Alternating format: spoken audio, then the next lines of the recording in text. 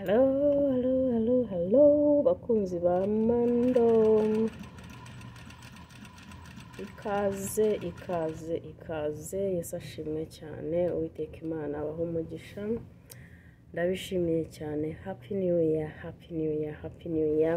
Ndabayambiriye, ndariyegereje. Igihe cyari kibaye kinini, nari mbakumbuye. Reka mfate umwanya mbashimire. Ngira ngo uyu munsi tuganire. Ncaye hano ku mashini ndimo mfite ibintu ndimo gukora nkuko mubibona, nzabibereka byarangiye.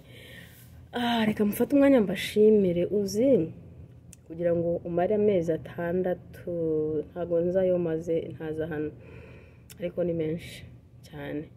Utaza kuri channel udapostinga content,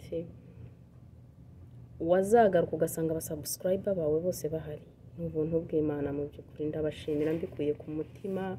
I am so grateful. I don't take this for granted. Imana yo mu ijuru bampera umugisha. Umwaka mushya muhire. Mumbabarire mfite grippe, niyo mpamvu ijwi ryanjye ngira ngo murabona ko n'amazuru yabyimbye mu kuntu, ariko nahandi turi amahoro. Hari ikintu ntekereje. Buri kintu cyose mu buzima kimpa isomo. Iyo udoda umwenda, ufata igitenge, ikindi ndimo kudoda ni igitenge, bakikuzanira uko kingana, kirimo ibitenge 3. Abatayeri barabyumva, n'abatari abatayeri murazi iyo uguze igitenge ukuntu kiba kingana. Ukagishyira umutayeri ugasanga yenda ikintu ashaka kukudodera ari akantu gatoya, wenda kari butware nk'igitenge kimwe cyangwa 2, ariko uko biteye kose gato cyangwa kinini, afata cya gitenge agakatakata. Wasanze yagikase ubuce buri hano, nk'ubu ngubu ubonye utuntu twose mfite ahangaha tw'uduce, wavuga usa ahantu hazavamo ikintu, kugeza igihe azateranyiriza akaguha umwenda wawe wuzuye, nibwo uvuga burya harimo ikintu. So ndagerageza kukwereka process yo gukora ikintu. Ntekereza ku kuntu Imana itwegeranya buri munsi, kuntu Imana igenda iduhindura. Hari imyenda ibidakweduka. Reka ntanga urugero rwa koto, icyo twita koto. Iyi ni doublure.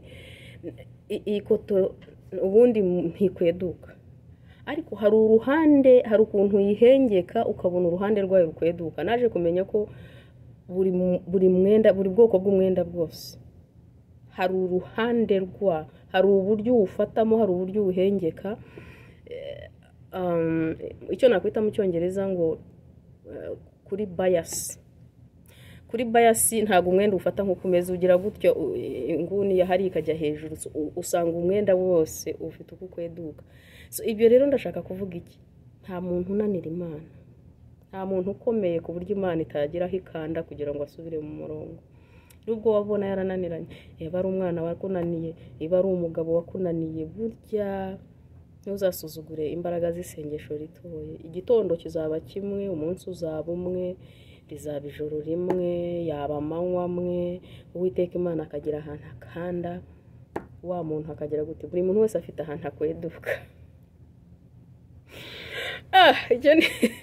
Icyo nicyo nize muri uyu mwuga. Yes, kudoda ndabikunda, ni ibintu nkunda cyane, ni ibintu nkora nishimiye, mbese bingera ku nzoka.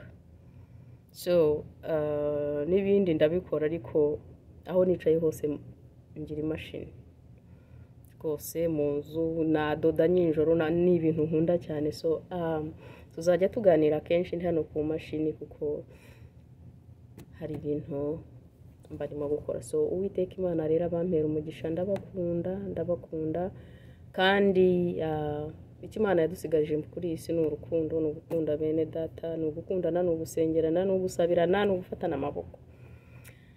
Shalom.